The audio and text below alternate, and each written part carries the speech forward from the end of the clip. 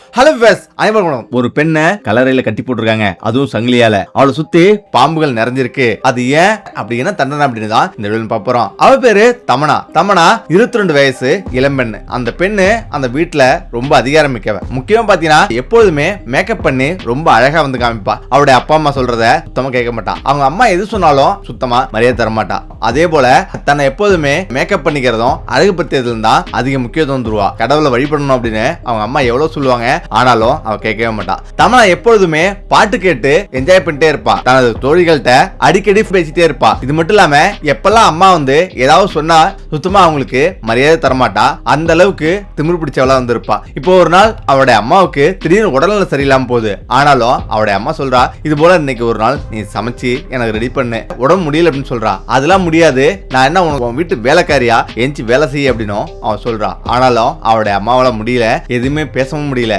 இப்பதான் அவருடைய சகோதரன் என்ன பண்றானா, நீ ஏன் இவ்வளவு திமிரு பிடிச்சவளா இருக்க, நீ ஏன் இப்படி பண்ற, அம்மாவுக்கு கொஞ்சம் ஹெல்ப் பண்ணு, அம்மாவுக்கு ஹெல்ப் பண்ணல அப்படின்னா நீ போற இடத்துல ரொம்ப கஷ்டப்படுவ, அதே போல ரொம்ப துன்பத்தை அனுபவிப்ப, அதனால முடிஞ்சவரை அம்மாவுக்கு நல்லது செய்ய அப்படின்னும் அம்மாவுக்கு உதவி செய்ய அப்படின்னும் அவன் சொல்றான். அதுக்கு நீ உன்னுடைய வேலையை நீ பார்த்துட்டு போ, நீனே சம்பாதிக்க துப்பு இல்ல, என்ன நீ சொல்றியா அப்படின்னு அவனை கேவலமா பேசுறான். இதை கேட்டு அவன் ரொம்ப வருந்துறான். அது மட்டும் இல்லாம அவனுடைய அப்பா வாலியும் ரொம்ப வருத்தப்படுறாரு. இப்படி ஒரு மகளை நம்ம வந்து பெத்துட்டமே அப்படின்னு அவர் ரொம்ப வருத்தப்படுறாரு. இந்த இடத்துல தான் அவருடைய அம்மா உடல்நல சரியில்லாத போதும் எந்திரிச்சு வேலை செஞ்சு அவங்களுக்கு எல்லாமே பரிமாறுறா. இப்ப மியூசிக் கேட்டுட்டே இருப்பா, ஹெட்போன்ல பாட்டு வந்து கேட்பா.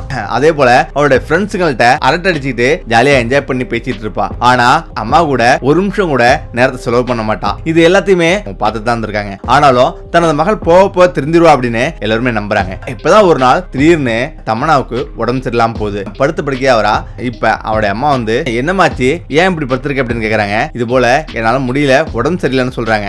உடல்நல சரியாயிடும், நீ அமைதியா படுத்துரு அப்படின்னு சொல்றாங்க. 2 நாள் ஓய்வு எடுக்கிறா. உடல்நல மிகவும் மோசமாயிட்டே வருது. இப்போ ஒரு நாள் திடீர்னு காலைல தமனா எந்திரிச்சு ஏதோ சொல்றது நினைக்கிறா. ஆனால் திடீர்னு அப்படியே வந்து அவளுடைய மூச்சு நிக்குது. இப்ப அவ இறந்துடுறா. அவளுடைய குடும்பமே ஒரு நிமிஷம் அதிர்ச்சி ஆகுது. இப்ப எல்லோருமே வருத்தப்படுறாங்க. அவட அம்மா மயக்கம் வந்து கீழே விழுந்துறா. அவளை அடக்கம் பண்றாங்க. இப்ப அடக்கம் பண்ணிட்டு எல்லோரும் வீட்டுக்கு வராங்க. அன்னைக்கு இரவு யாரோ அந்த சமாதியில ஏதோ சங்கிலியை வச்சு கட்டுறாங்க. இப்ப மறுநாள் எல்லோருமே வந்து அதிர்ச்சி ஆகுறாங்க. ஏன்னா அந்த கல்லறை யாரோ தோன்றிருக்கிற மாதிரியே அங்க வந்து மக்கள் பாக்குறாங்க.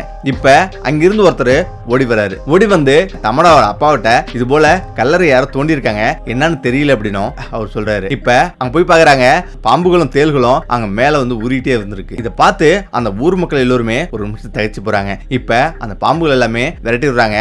அது போக மறுக்குது. அத தமனாவோட அப்பா பாம்பு தேள்கள்லாம் விரட்டி விடுறாரு. இப்ப கல்லறை பயங்கர மோசமா இருக்கு. இந்த செய்தி அந்த ஊர் முழுவதும் பரவுது. இப்ப மறுநாள் ஒருத்தர் வந்துட்டு இருக்காரு. வந்துட்டு இருக்கும் போதே ஏதோ அங்க சத்தம் கேக்குது. என்ன சத்தம் கேக்குது அப்படின்னு அந்த சமாதி பக்கத்துல போய் பாக்குறாரு. யாரோ அழுகுற மாதிரியே சத்தம் கேக்குது, கேட்டுட்டு இருக்கு. இதை கேட்டு அவர் அதிர்ச்சி அடைஞ்சு ஓடுறாரு. இந்த செய்தி அந்த ஊர் மக்களிடையே பயங்கர வேகமா பரவுது. இப்ப அங்க உள்ள சிறுவர்கள்லாம் சரி என்னதான் அந்த கல்லறையில நடக்குது, நம்ம போய் பார்க்கலாம் அப்படின்னு 3வது நாள் அந்த பக்கமா போறாங்க. இப்ப அங்க போய் பார்த்தா அந்த கல்லறையில ஏதோ பளபளப்பா தெரியுது, ஏதோ ஓட்ட மாதிரி தெரியுது. இப்ப அந்த ஓட்ட வழியா பார்த்துட்டு எல்லோருமே அலறிட்டு ஓடுறாங்க. அங்க ஏதோ நெருப்பு தெரியுது அப்படின்னு அவங்க எல்லாம் சொல்றாங்க. அந்த ஊர் முழுவதும் இந்த செய்தி வந்து பரவுது. இப்ப இவரோட அப்பாவுக்கும் இந்த செய்தி பரவுது. இப்ப உடனடியா அங்க மறுநாள் அங்க எல்லோருமே போறாங்க. இப்ப போய் பார்த்தா அந்த கல்லறையில ஏதோ எரிஞ்சிருக்கிற மாதிரி ஏதோ ஓட்டையா பயங்கரமா வந்திருக்குது. இப்ப அடுத்த நாள் நாய்கள் அங்க வந்து பார்த்துட்டே வந்து உட்கார்ந்துருக்கு. ஏன்னா நாய்களுக்கு ஏதோ ஒண்ணு தெரியுது.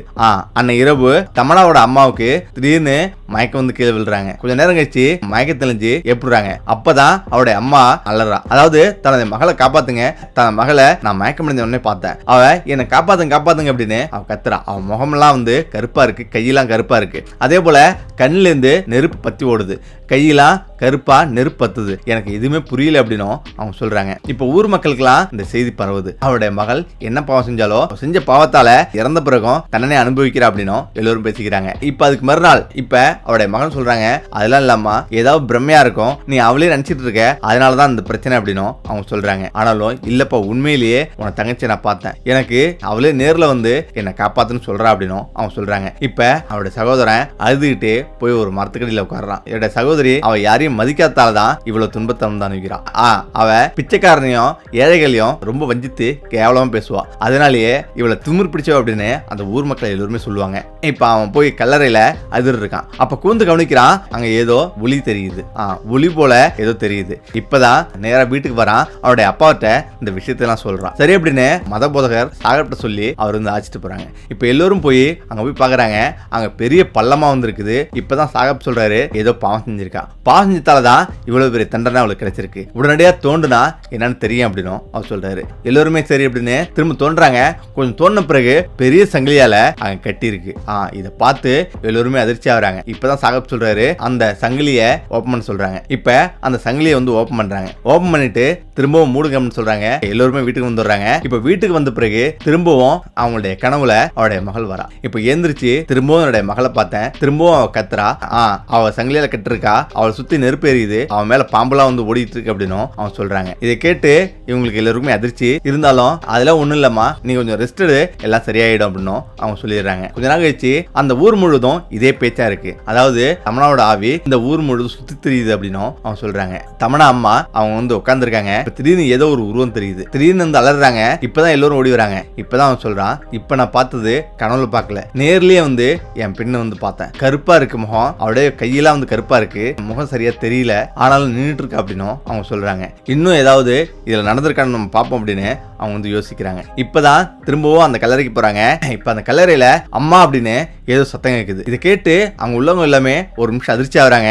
இப்ப அவங்க எல்லாருமே வேக வேகமா வீட்டுக்கு வந்துடுறாங்க. இப்ப இந்த செய்தி ஊர் முழுவதும் பரவுது. எல்லா மக்களும் அதிர்ச்சி அடைகிறாங்க. இந்த இடத்துல தான் அவங்க அம்மா சொல்றாங்க, இப்ப நான் கண்ட கனவு, அம்மா என்னை காப்பாத்துமா, நான் தனியா வந்து என்னை யாரும் சங்கிலியில கட்டி போட்டுருக்காங்க, என் பாம்புலாம் என் மேல ஏறுது அப்படின்னு என்னுடைய மகள் கத்துறா அப்படின்னு அவங்க சொல்றாங்க. தமனா அப்பா போறாரு. அவருடைய அறையை ஃபுல்லா பாக்குறாரு. அவருடைய அறையில அவருடைய மேக்கப் பொருள், கண்ணாடி, அவருடைய மியூசிக், ஹெட்போன் எல்லாமே வந்திருக்கு. இதை பாக்குறாரு. இதை பார்த்த பிறகு அந்த ரூமே ரொம்ப குளிர்ச்சியா இருக்கு. இப்பதான் சாகப்ட தமனா அப்பா போறாரு. இந்த இடத்துல தான் இந்த பொருள் எல்லாமே எடுத்துருவாங்கன்னு சொல்றாரு. அவருடைய பொருள் எல்லாமே எடுத்துக்கிறாங்க. அவன் தினந்தோறும் பார்த்த அந்த கண்ணாடி, ஹெட்போனு, மேக்கப் பொருள் எல்லாத்தையும் எடுத்துட்டு வந்து அவருடைய கல்லறையில புதைக்கிறாங்க. இப்ப புதைச்சிட்டு இப்ப சாகப் சொல்றாரு, உங்களுடைய மகளை நீங்க மன்னிச்சிட்டேன்னு சொல்லுங்க, ஏன்னா உங்களுடைய மகள் உங்களுக்கு செஞ்ச பாவம் தான் இன்னும் அனுபவிச்சுட்டு இருக்க அப்படின்னு அவர் சொல்றாரு. இப்ப தனது மகளுக்கு இப்படி ஒரு கடுமையான தண்டனை அப்படின்னு அவங்க கதறி அழுகுறாங்க. இப்பதான் தனது மகள் நான் மன்னிச்சிட்டேன் அப்படின்னு அவங்க சொல்றாங்க.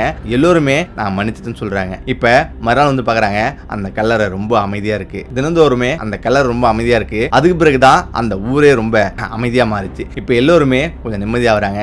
தமனா வீட்டுல மட்டும் அவளுடைய நினைவாவே இருந்திருக்கு. இது எல்லோருக்குமே ஒரு பாடம் தான். அப்பா அம்மாவையும் பெரியவர்களையும் கண்டிப்பா மதிக்கணும். அப்படி மதிக்கல அப்படின்னா நம்ம இறந்த பிறகும் நாம் செஞ்ச பாவத்தால தண்டனை அனுபவிக்கிற மாதிரி இருக்கும். ஓகே, நம்ம இந்த வீடியோ மீண்டும் சந்திப்போம். நன்றி, வணக்கம்.